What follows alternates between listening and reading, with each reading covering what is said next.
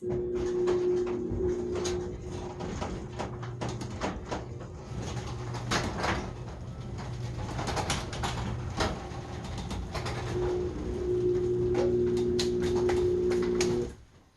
hey, what are you guys doing here? I was just doing some yard work. So thirsty. What do I have here? Beautiful, clear, pure water. Nothing quenches your thirst like pure water. You know who invented water, right? Of course, it was God. He invented it, He created it. You know what water's made of? I don't know if you, some of you may not have be old enough to have taken science classes, but water is called H2O because it has two hydrogen molecules and one oxygen. And it needs nothing else. It's perfect the way it is. Refreshing, quenches your thirst, cleans things, it cools things and soothes.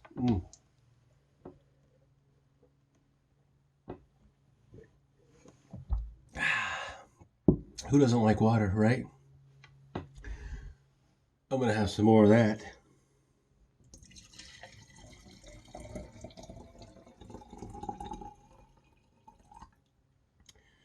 Water really is perfect as it is. But you know what might be fun? Sometimes it's a little boring. Maybe we should mix some things into it. Make it more interesting. What do I have that I could mix? Anything over here? How about this?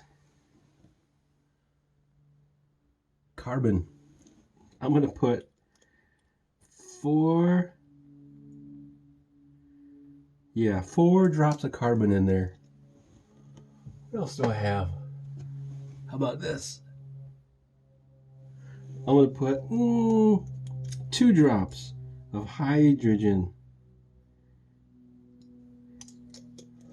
I wonder how that is. Maybe we should stop there. Let's not get crazy. I should probably stir it up before I drink it. I don't have any spoons out here. Here's a piece of styrofoam laying around. I'm going to stir that up. I bet this is going to taste so good. It's fun to experiment and mix things together, isn't it?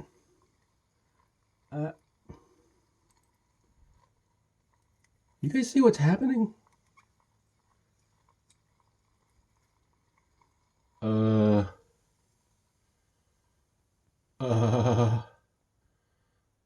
that can't be right. You remember how long that stir thing was? Look how short it is now. It's dissolving. What have I created? What? Hang on, let me check the science book.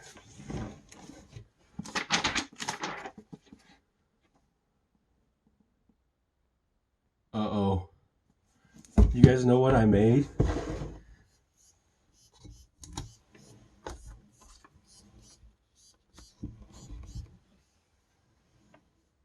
I made acetone. CH3 2CO. And look, acetone is poisonous. You saw the way that stir stick just dissolved? Can you imagine if I had drunk this?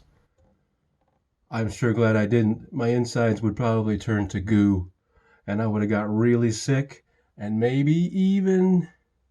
Let's not talk about that. Maybe it would have been a good idea just to leave water the way it is, perfect, and not try to mix it with anything else.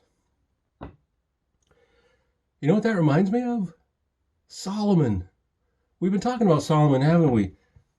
Such a great king. He was the wisest man alive, and we know that God made him very wealthy because he wanted to lead his kingdom with righteousness. And we talked about how people came from all over the world to see the greatness of Solomon and of his kingdom. But you know what?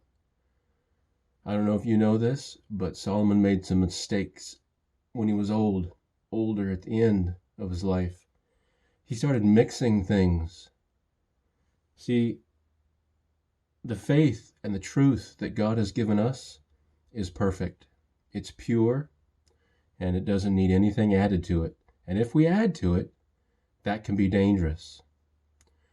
You know, Solomon, read 1 Kings 11, verses 1 through 4.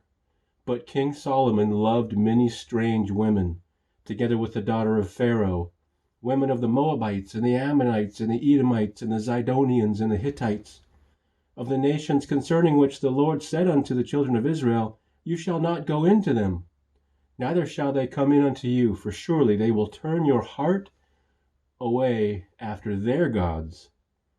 Solomon clave unto these in love. He had 700 wives and princesses and 300 concubines, and his wives turned away his heart. For it came to pass, when Solomon was old, that his wives turned his heart away after other gods, and his heart was not perfect with Yahweh, his God, as was the heart of his father David. So Solomon mixed into his life many strange wives who had many strange religions and gods, and they introduced those into Solomon's life, and Solomon introduced them and gave them a place in his life. All these strange faiths and gods that are just made up by people, and it took his heart away from Yahweh. That's what we just read. You know what his father David had said in Psalm 24? Who shall ascend unto the hill of Yahweh, or who shall stand in his holy place? He who has clean hands and a pure heart, who's not lifted up his soul unto vanity, nor sworn deceitfully. So we need to keep our hearts pure. And the thing is that the things that we put in our mind have a way of getting into our heart. Whatever we continue to put in our mind through our eyes and our ears is eventually going to go into our heart. So let's just continue to take pure water. The Bible calls the Word of God, the Bible, living water, a fountain of life, because if we read it and understand it and follow it, we will have life everlasting. And that's why Paul says in Hebrews, let us draw near with a true heart, in full assurance of faith, having our hearts sprinkled from an evil conscience and our bodies washed with pure water. See you guys.